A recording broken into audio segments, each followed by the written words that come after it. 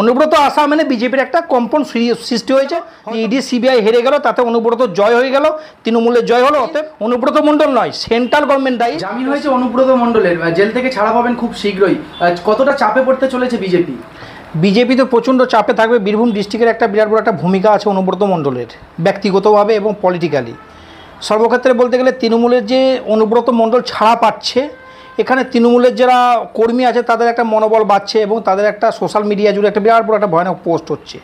তবে হ্যাঁ, ED CBI যে ধরনের একের পর এক বিরোধী নেতাদেরকে গ্রেপ্তার করছে, এটা কিন্তু মানা যেতে পারে না। ভারতবর্ষের মধ্যে যেখানে যেখানে বিজেপি সরকার আছে সেখানে সেখানে দেখুন তাদের মুখ্য, দেখুন অরবিন্দ কেজরিওয়ালকে গ্রেপ্তার করলো, হেমন্ত সোরেনকে গ্রেপ্তার করলো, এবং পশ্চিমবাংলাতে নানান মন্ত্রীকে নিয়ে কোনো বিনা প্রুফে দেখবেন একের পর এক বেরিয়ে যাচ্ছে, তাদেরকে গ্রেপ্তার করে রেখে দিয়েছে। এবং চুরি দুর্নীতির অভিযোগে গ্রেপ্তার, চুরি দুর্নীতি, এটা একটা আফা ফেলা চাঁদাস কিছু নেই। বিজেপির এটা একটা স্ট্র্যাটাজি বলতে পারেন, কারণ ইডি সিবিআইকে ইলেকশন এজেন্ট হিসাবে এবং বিজেপির সাপোর্টিং বি টিম হিসাবে কাজ করাচ্ছে। কারণ তারা যেহেতু কেন্দ্রের সরকারে আছে, কেন্দ্রে মানে সেন্ট্রাল গভর্নমেন্টের আন্ডারে ইডি সিবিআই থাকে, কারণ ওরা মানতে বাধ্য, নাহলে তাদের মধ্যে মানে একটা থ্রেট কালচার চলে আসবে।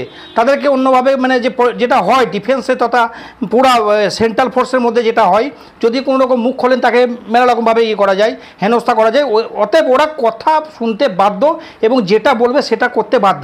এবং ইডি সিবিআইকে পুরাপুরি বিজেপি গভর্নমেন্ট, হিটলারি সরকার পুরাপুরি একদম ইলেকশন এজেন্ট হিসাবে কাজে লাগাচ্ছে, আদার্স কিছু নেই। এই যে চোর দুর্নীতি এই ধরনের কথা বলে, এখানে আপনি দেখুন তো বিজেপির এমন কোনো রাজ্য বলুন যে সেখানে চোর দুর্নীতি হয় না, সেটা সামনে আসে না। কারণ কি, ডবল ইঞ্জিনের সরকার, যেখানে যেখানে সেন্ট্রালে যেহেতু বিজেপি আছে, ঠিক আছে, উত্তরপ্রদেশে বিজেপি আছে, অতএব সেখানকার সেইভাবে সে আসবে না খবরটা। অতএব যেখানে বিজেপি সরকার আছে তাদের প্রতি দেখবে প্রচণ্ড ইডি সিবিআই, সেখানেই বেশি, সেখানেই যত দুর্নীতি, সেখানেই চোর, সেখানেই সব কিছু। এই যে স্ট্র্যাটাজি, এটা বেশি দিন মানুষ মেনে নেবে না। এবং কিন্তু দেখলেন 2024 ইলেকশনের আগে, আমি এর আগে বলেছিলাম ইভিএম সিস্টেম যদি না থাকে বিজেপি 10টা সিট পাবে না। ইভিএমের কারচুপি এবং ইভিএমের সিস্টেমে কোনো একটা মানে টেকনিক্যাল সিস্টেমে ওরা যে কোনোভাবে যেহেতু হার মুখে থেকে বেঁচেছে এবং মানুষ ওদেরকে পছন্দ করছে না, সেটা কিন্তু বিজেপি গভর্নমেন্ট, হিটলারি সরকার, মোদী সরকার বুঝে গিয়েছে। এই বীরভূমে ফিরবে অনুব্রত মণ্ডল, কি মনে হচ্ছে? বীরভূমে ফিরবে একটা ভয়ানক, মানে বিজেপি একটা ভয়ানক চাপে আছে, চাপে থাকবে। কারণ কি, ওনার একটা নিজস্ব একটা আছে, মানে স্ট্র্যাটাজি আছে এবং সে দলের সাপোর্টিং হিসাবে বারবার কাজ করে। কোনো বিনা পোস্টে মমতা বন্দ্যোপাধ্যায়ের, আমাদের মুখ্যমন্ত্রীর একদম বিরাট বড় একটা সৈনিক, এবং সে কোনো বিনা পোস্টে সে মানে এবং কোনো মন্ত্রী, কোনো এমএলএ নয়, অথচ তার একটা দাবাঙ্গিরি আছে। সেটা বিজেপি অ্যাকচুয়ালি কি ভয় পেয়ে তারা সেই মানে এই যে 24 হয়তো এমনিতে অনুব্রত থাক আর না থাক সেটা বড় ব্যাপার নাই। বিজেপির মানে তৃণমূলের একটা সাংগঠনিক পাওয়ার আছে, সাংগঠনিক শক্তি আছে এবং মানুষ তৃণমূলকে চায়। কিন্তু অনুব্রত আসা মানে বিজেপির একটা কম্পন সৃষ্টি হয়েছে, হয়তো আমরা বীরভূমে দাঁড়িয়ে থাকতে পারবো না, সেই জিনিসটা কিন্তু হয়েছে।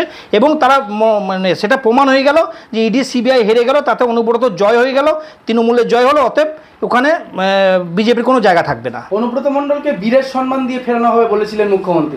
অ্যাকচুয়ালি দেখুন, ও তো অ্যাকচুয়ালি মমতা বন্দ্যোপাধ্যায়ের একটা অনুগত সৈনিক বলতে পারেন, বিরাট বড় একটা সৈনিক, যে অ্যাকচুয়ালি বলতে গেলে অনুব্রত মণ্ডল মমতা বন্দ্যোপাধ্যায় ছাড়া কিছু বোঝে না। অনুব্রত মণ্ডল মমতা বন্দ্যোপাধ্যায় সব কিছু, তৃণমূল ছাড়া উনি কিছু বোঝে না এবং উনি যেটা বলবে সেটাই।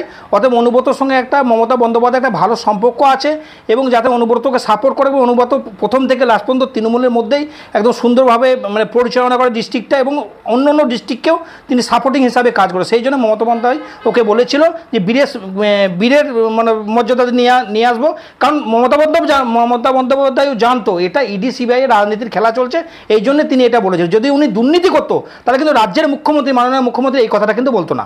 এই যে বলা হচ্ছিল যে গরু পাচার, গরু চুরি অনুব্রতর নাম জড়িয়েছিল, মূলত গরু পাচার করে গরুগুলো গেল কোথায়, সেগুলো তো কোনো সন্ধান পাওয়া গেল না। অ্যাকচুয়ালি বলতে গেলে দেখুন, আমি কেন্দ্র সরকারের আন্ডারে চাকরি করেছি, সার্ভিস করেছি ডিফেন্সে।